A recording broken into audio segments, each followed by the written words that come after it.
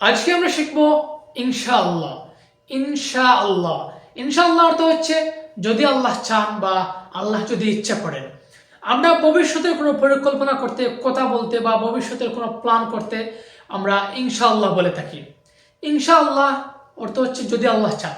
ধরুন আমি আগামীকাল কাজে যাব ইনশাআল্লাহ, আমি আগামীকাল দেশে যাব ইনশাআল্লাহ, আমি আগামীকাল আপনাকে ফোন করব ইনশাআল্লাহ। মানে ভবিষ্যতের কোনো কথা বলতে বা কাজ করতে, পরিকল্পনা করতে আমরা ইনশাআল্লাহ ব্যবহার করে থাকি।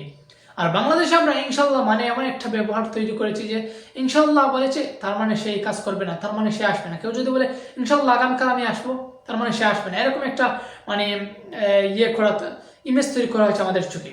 তো যাই হোক, ইনশাআল্লাহ অর্থ হচ্ছে যদি আল্লাহ চান। মাশা আল্লাহ, মাশা আল্লাহ অর্থ হচ্ছে আল্লাহর ইচ্ছায়।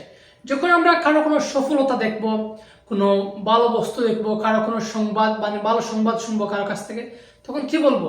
মাশা আল্লাহ। ধরুন কারো একটা ব্যবসা প্রতিষ্ঠানে গেলেন, এটা হচ্ছে তার সফলতা, তখন আপনি কি বলবেন? মাশা আল্লাহ। যখন কেউ একটা সংবাদ দিল যে আপনাকে সে পরীক্ষায় কৃতকার্য হয়েছে, সে একটা কাজ পেয়েছে, সে একটা নতুন চাকরি পেয়েছে, তখন কি বলবেন? মাশা আল্লাহ। আমরা অনেক সময় দেখি যে ফেসবুকে কেউ একটা পোস্ট করে যে আলহামদুলিল্লাহ আমি সন্তানের বাবা হলাম, তখন আমরা কি বলি? আমরা আলহামদুলিল্লাহ বলি না, এখানে আমরা তার সফলতা দেখে মাশা আল্লাহ বলবো যে মাশা আল্লাহ। কারো সফলতা দেখার পর কি বলবো? মাশা আল্লাহ। কারো কোনো ভালো সংবাদ কারো কাছ থেকে শোনার পর কি বলবো? মাশা আল্লাহ। যখন কেউ তার ভালো সংবাদ দেবে আমাদের কাছে, তার ব্যবসা প্রতিষ্ঠান চালু হয়েছে বা এরকম যে কোনো কিছুতে আমরা বলবো মাশা আল্লাহ। মাশা আল্লাহ অর্থ হচ্ছে আল্লাহর ইচ্ছায়। সুবহানাল্লাহ, সুবহানাল্লাহ অর্থ হচ্ছে আল্লাহ পবিত্র, আল্লাহ সম্পূর্ণ দোষ ত্রুটি থেকে মুক্ত। যখন দেখবেন কোনো নাস্তিকরা আল্লাহকে নিয়ে গালমন্দ করে বা বিভিন্ন করে, তখন আমরা কি বলি? সুবহানাল্লাহ। মানে কি? আল্লাহ সম্পূর্ণ দোষ ত্রুটি থেকে মুক্ত। যখন আমরা কোনো বিস্ময়কর আশ্চর্যজনক কিছু দেখব, তখন কি বলবো? সুবহানাল্লাহ। ধরুন আপনি সাগরের একটা অদ্ভুত রকমের মাছ দেখলেন, এটা দেখে বিস্মিত হলেন, তখন কি বলবেন? সুবহানাল্লাহ। সুবহানাল্লাহ অর্থ কি হচ্ছে? আল্লাহ পবিত্র, আল্লাহ সম্পূর্ণ দোষ ত্রুটি থেকে মুক্ত।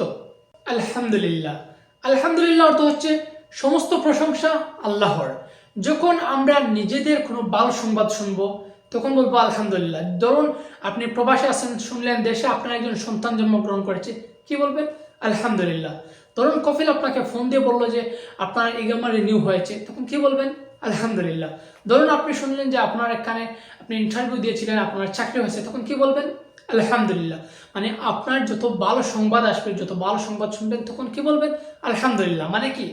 সমস্ত প্রশংসা আল্লাহর। আলহামদুলিল্লাহ অর্থ হচ্ছে সমস্ত প্রশংসা আল্লাহর। জাযাকাল্লাহ খাইরান, জাযাকাল্লাহ খাইরান অর্থ হচ্ছে আল্লাহ আপনাকে উত্তম প্রতিদান দান করুক। কেউ যখন আপনার সামান্যতম সাহায্য করে, আপনার কোনো একটা ভালো কাজ করে দিয়েছে বা আপনাকে একটা কাজ করে দিয়েছে, তখন কি বলবেন তাকে? জাযাকাল্লাহ খাইরান। মানে তাকে ধন্যবাদ দেওয়ার বদলে জাযাকাল্লাহ খাইরান যখন বলবেন, তখন তাকে ধন্যবাদ দেওয়া হলো, তাকে দোয়াও করে দেওয়া হলো। জাযাকাল্লাহ খাইরান অর্থ হচ্ছে আল্লাহ আপনাকে উত্তম প্রতিদান দান করুক। প্রতি উত্তরে আপনিও বলবেন ওয়া ইয়াক, অথবা বারাকাল্লাহ ফিক, আল্লাহ আপনাকে বরকত দান করুক। মানে প্রতি উত্তরে ওয়া ইয়াক, বারাকাল্লাহ ফিক অথবা ওয়া জাযাকাল্লাহ খাইরানও বলতে পারেন। তো জাযাকাল্লাহ খাইরান অর্থ হচ্ছে আল্লাহ আপনাকে উত্তম প্রতিদান দান করুক।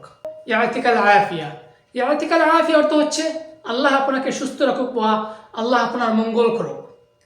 যখন কেউ আমাদের ভালো কোনো কাজ করে দেয় বা আমাদেরকে সাহায্য করে, তখন তাকে ধন্যবাদ দেওয়ার বদলে এটাও বলতে পারেন ইয়াতিকাল আফিয়া। মানে তাকে ধন্যবাদ দিলেন, সাথে একটা আবার দোয়া করে দিলেন। ইয়াতিকাল আফিয়া অর্থ হচ্ছে আল্লাহ আপনার মঙ্গল করুক বা সুস্থ রাখুক আপনাকে। ইয়াতিকাল আফিয়া, ইয়াতিকাল আফিয়া। প্রতি উত্তরে বলবেন আল্লাহ ইয়াফিক। আল্লাহ ইয়াফিক অর্থ হচ্ছে আল্লাহ আপনারও মঙ্গল করুক বা কল্যাণ দান করুক। আল্লাহ ইয়াফিক, ইয়াতিকাল আফিয়া, আল্লাহ ইয়াফিক। ইয়াতিকাল আফিয়া অর্থ হচ্ছে আল্লাহ আপনার মঙ্গল করুক।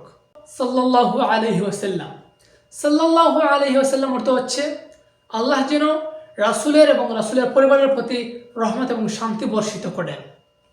এটা যখন আমরা মুহাম্মদ সাল্লাল্লাহু আলাইহি ওয়াসাল্লামের নাম শুনি, যখন আমাদের রাসূলের নাম শুনি বা আমরা উচ্চারণ করি, তখন আমরা কি বলি? সাল্লাল্লাহু আলাইহি ওয়াসাল্লাম।